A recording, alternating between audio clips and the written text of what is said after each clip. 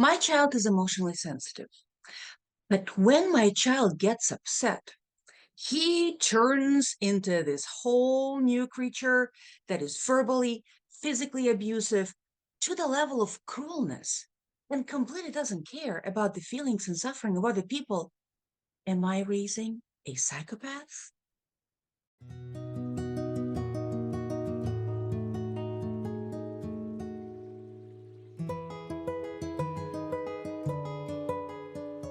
Hello, my name is Dr. Francheska Perepletchikova. Today's discussion was prompted by one of the questions that I received from a participant of my past Super Parenting 101 courses.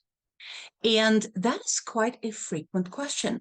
Therefore, I decided to create a whole YouTube video out of this because I hope that other parents will be also interested in hearing the answer. So this is what she wrote. Hello, I took this course a couple of years ago. It changed my life in very impactful ways. I continue to practice all the techniques. It's the best program I've ever taken. I'm writing because I have a burning question for Francheska. She knew exactly what kind of child my son was. She asked me if it seems like he just wanted to rip off his skin due to all of the internal hyperactivity. And she asked if the only time he's not defined is when he's sick. Without even seeing him, she knew exactly who he was. I wanted to ask her if that kind of a kid will often end up being diagnosed with psychopathy. I'm just struggling to come up to terms with things I see, and I was curious to know what this type of child often ends up diagnosed with.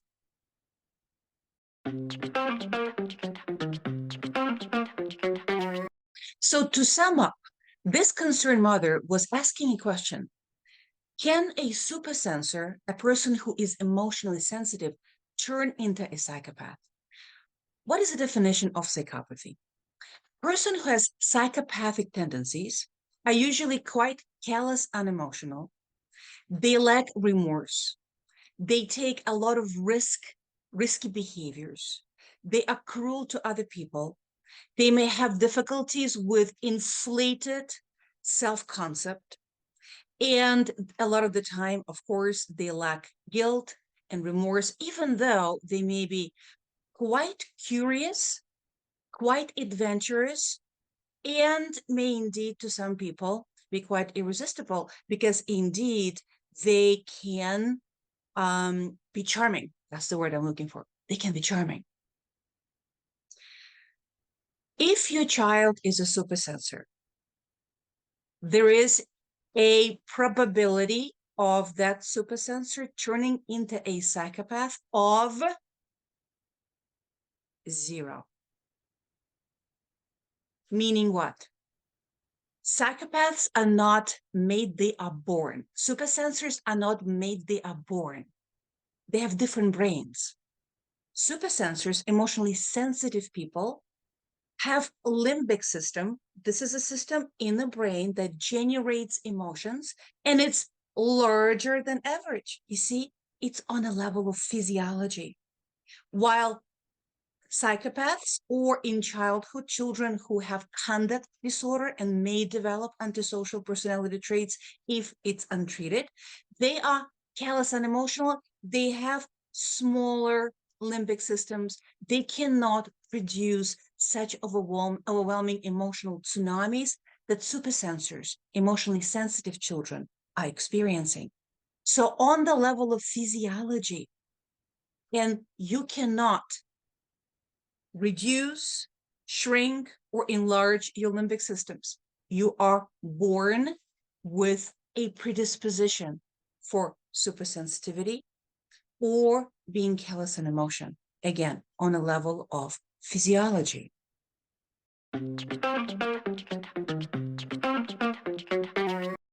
Ironically, both groups can look very much behaviorally. Screaming, yelling, physical aggression, destruction of property, huge temper tantrums, frequent, lasting for hours. Behaviorally, they may look the same. However, where it stems from, what is the function of those behaviors, that is the most concern.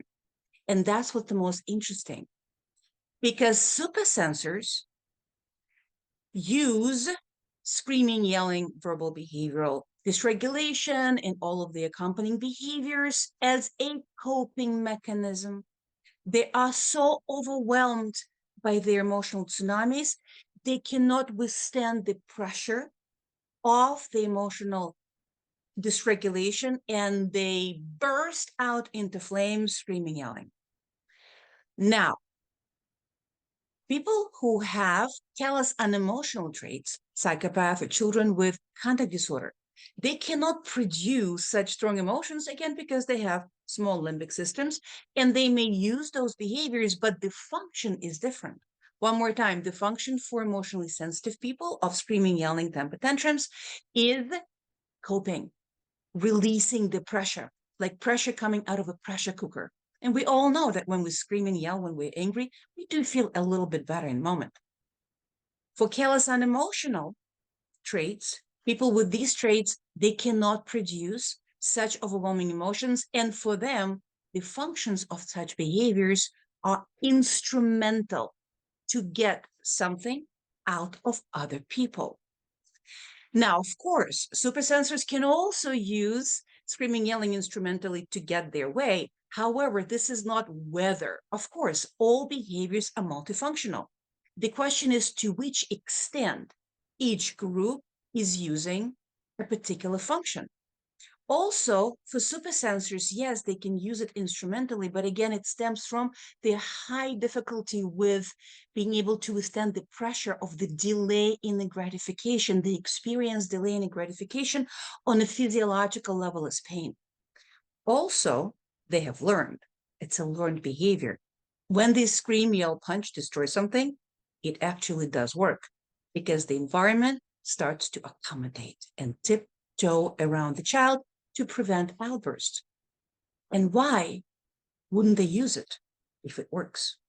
If we want our supersensors or callous and emotional children, whoever you take, if you want to change somebody's behavior, and nobody likes change because change introduces uncertainty. And for supersensors in particular, it's so much more difficult to change because of the emotional tsunamis that they need to withstand in the process. And if it works for them to get what they want, why would they change? So I always say, to help our supersensors to change their behavior, we need to put them between the rock and the hard place so that indeed they don't have any other choice but figure out another way of problem solving.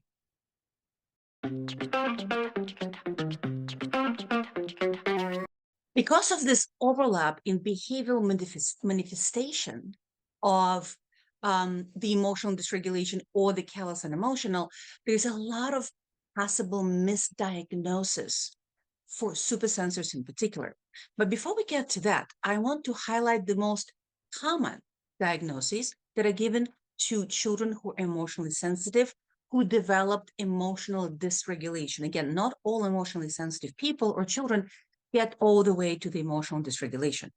But once they do, there are specific diagnoses that are being assigned. Now, before we get to the diagnosis per se, let me give you the range, and everything has a range, including supersensitivity in intensity and in severity. Now, the intensity of the supersensitivity can range from happy-go-lucky between outbursts all the way to electrified wire. You kind of see this child and you can see the electricity, going through their body. They're that tense. Now, this is in terms of the intensity.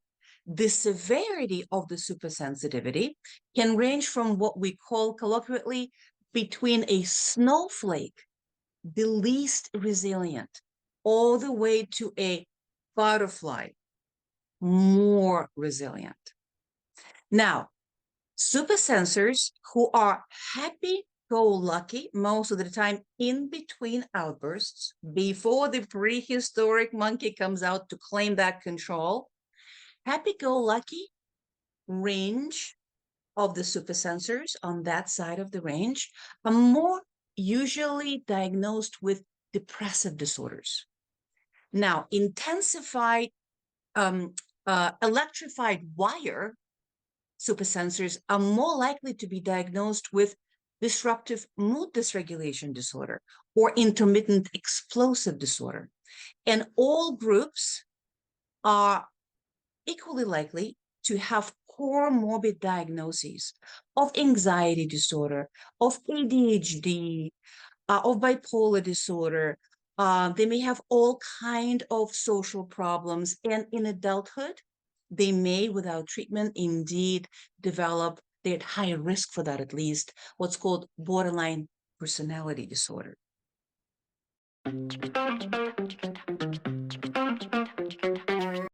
All type of supersensors, be that butterfly, snowflake, happy-go-lucky, or electrified wire, are equally at a high risk of being misdiagnosed with what's called oppositional defiant disorder and also autism spectrum. Now, oppositional defiant disorder is just a cluster of behavioral problems that can be seen equally in children who are emotionally sensitive or callous and emotional. They may behaviorally look exactly the same. The functions, as we discussed above, that's what sets them apart. Also, emotional sensitivity comes in a package. And the symptoms of emotional sensitivity can highly overlap with symptoms of autism spectrum disorders. Some of the symptoms of autism spectrum disorders include impulsivity, include learning differences, include attention difficulties, include sensory processing difficulties, include learning differences, as I already said. All of these things can equally be applicable to both groups. Therefore, misdiagnosed a lot of the time is happening.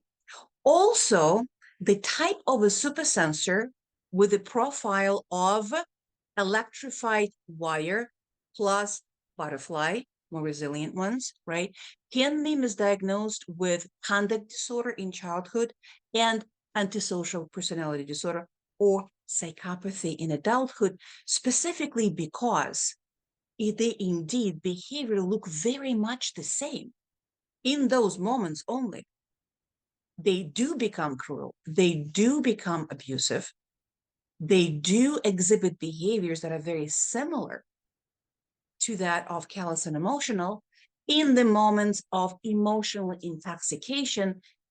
What they do and how they look indeed mimics callous unemotional traits. Mimics.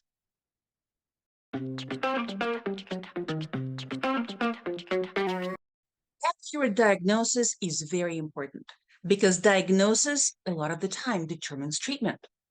Supersensors need emotion regulation training. They need to learn adaptive coping skills so that they will stop resorting to force and emotional dysregulation in terms of the behavioral outbursts. Now, emotion regulation skills are not going to help that much to people who are callous and unemotional because they just are not emotionally dysregulated, right? So for people with callous and unemotional traits, such as psychopaths or conduct disorder children, they need to learn problem solving that is effective.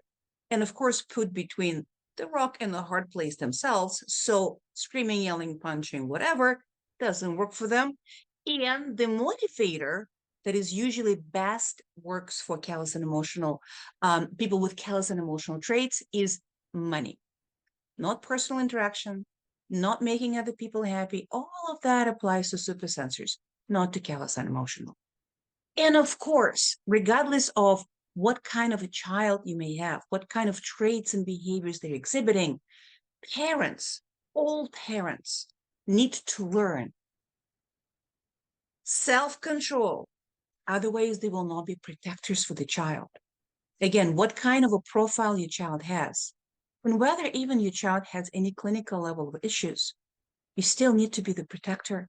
We need our protectors for our sense of safety. Who else is there to protect us but our parents? But to be the protector, you need to be in control of yourself. You need to know what to do and not to do. You need to gain the capacity to do it.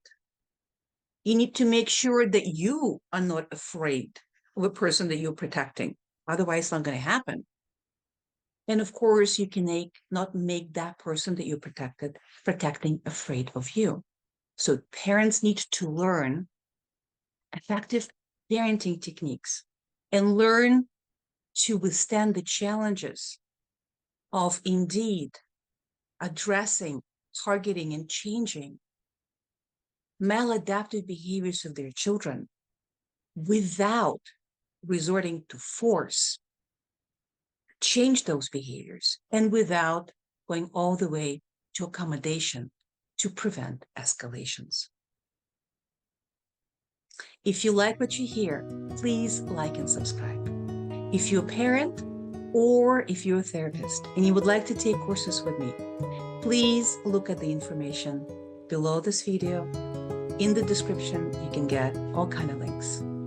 I'll see you next time.